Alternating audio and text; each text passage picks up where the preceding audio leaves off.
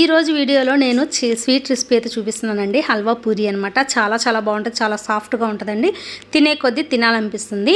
ఎవరు ట్రై చేయని వాళ్ళు ఉంటే ట్రై చేసేసేయండి. ఫస్ట్ అయితే నేను ఇక్కడ 1 కప్పు మైదా తీసుకున్నానండి. 1 కప్పు మైదాలో ఇంక మనం ఏమి యాడ్ చేయాల్సిన అవసరం లేదు. కొద్దిగా వాటర్ యాడ్ చేసుకుంటూ మన డవ్ అనేది చాలా సాఫ్ట్గా ప్రిపేర్ చేసుకోవాలన్నమాట. మనం ఇలా చేతులతో టచ్ చేసినప్పుడు అంటుతూ ఉండాలి, అంత సాఫ్ట్గా ఉండాలి. కొద్దిగా వాటర్ ఎక్కువగానే యాడ్ చేసుకుంటూ మిక్స్ చేసుకోవాలి.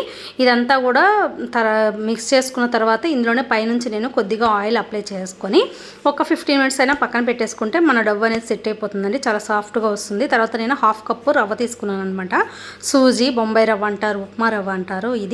ఇది మీడియం ఫ్లేమ్లోనే ఒక 3 to 4 మినిట్స్ ఇలా ఫ్రై చేసుకొని, ఎక్కువగా కలర్ చేంజ్ అవ్వకూడదండి, లైట్గా ఫ్రై అయితే చాలు. మన రవ్వ అనేది వేరే బౌల్లోకి తీసేసుకొని మనం ఏ కప్పుతో అయితే రవ్వ తీసుకున్నామో ఆ కప్పుతోనే 2 కప్పులు వాటర్ అయితే తీసేసుకోవాలి.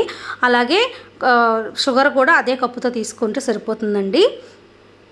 తర్వాత ఇదంతా కొద్దిగా మిక్స్ చేసుకొని ఇందులోనే నేను ఇలాచీ పౌడర్ అయితే యాడ్ చేస్తున్నాను. ఇలాచీ పౌడర్ కూడా యాడ్ చేసిన తర్వాత మన వాటర్ అనేది బాగా హీట్ అవ్వాలి, బాగా బాయిల్ అవ్వాలన్నమాట. రోలింగ్ బాయిల్ అవుతుంటే మనం సిమ్లో పెట్టేసుకొని కలుపుకుంటూ రవ్వనైతే యాడ్ చేసుకోవాలి.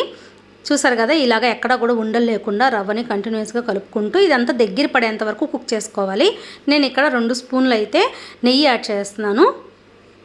చూసారు కదా, చాలా బాగుంటుందండి ఈ స్వీట్. తప్పకుండా ట్రై చేయండి. రవ్వ అంతా ఇలా దగ్గర పడిపోయిన తర్వాత స్టవ్ ఆఫ్ చేసుకొని చల్లారిన తర్వాత చేతికి అయితే నెయ్యి అప్లై చేసుకొని ఇదంతా కూడా సాఫ్ట్గా చేసుకోవాలన్నమాట.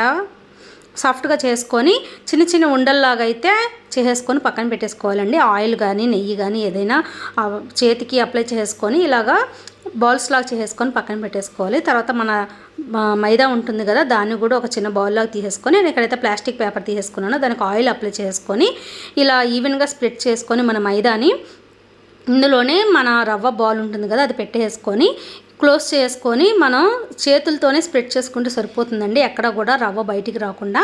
మనం బొబ్బట్లు చేసుకుంటాం కదా, సేమ్ అంతే అనమాట. బట్ ఇందులో మనం హల్వా రవ్వ పెట్టాము కాబట్టి సరిపోతుందండి. అయితే ఇదేంటంటే ప్యాన్ మీద ఫ్రై చేయమండి. బొబ్బట్లు ఏంటంటే మనం ప్యాన్ మీద ఫ్రై చేస్తాం కదా, ఇది మనం ఆయిల్లో ఫ్రై చేస్తాము. అందుకని కొద్దిగా ఈవెన్గా స్ప్రెడ్ చేసుకొని ఎక్కడ కూడా రవ్వ రాకుండా కొద్దిగా మందంగానే ఉండాలండి, పలచగా అయితే ఉండకూడదు. తర్వాత స్టవ్ మీద డీప్ ఫ్రైకి సరిపడా ఆయిల్ పెట్టేసుకొని ఆయిల్ హీట్ అయిన తర్వాత ఈ పూరీలు అనేది 1 by 1 ఇలా ఫ్రై చేసుకుంటే మన హల్వా పూరి అనేది రెడీ అయిపోతుందండి. చాలా టేస్టీగా ఉంటాయి. ఎవరు ట్రై చేయని వాళ్ళు ఉంటే తప్పకుండా ట్రై చేయండి. సింపుల్గానే బొబ్బట్లు చేయడం వచ్చిన వాళ్ళు ఇది ఈజీగా చేసేస్తారనమాట. చూసారు కదా, చాలా బాగుంటుంది. ఇలాగే అన్ని పూరీలు కూడా 1 by 1 యాడ్ చేసుకుంటే మన హల్వా పూరి అనేది రెడీ అయిపోతుందండి. ఇలా నేను ప్లేట్లో అయితే సర్వ్ చేస్తున్నాను అనమాట. చాలా చాలా టేస్టీగా ఉంటాయి. తినే కొద్దీ తినాలనిపిస్తుందండి. పిల్లలు కూడా ఇష్టంగా తింటారు. నేను పైనుంచి అయితే ఇలాగ పిస్తానైతే గార్నిష్ చేస్తాను అనమాట. చూసారు కదా, చాలా సాఫ్ట్గా కూడా ఉంటాయండి. నచ్చినట్లయితే ప్లీజ్ నా ఛానల్ సబ్స్క్రైబ్ చేయండి, లైక్ చేయండి, మీ ఫ్రెండ్స్ అందరికీ షేర్ చేయండి. ఈ ఐటెం మీరు తప్పకుండా ట్రై చేస్తే మాత్రం మీకు ఎలా వచ్చిందో నాతో కామెంట్ సెక్షన్లో చెప్పేసేయండి. నేనైతే ఇది ఇష్టంతో నేర్చుకొని చేసుకున్న ఐటెం అండి. Thanks for watching.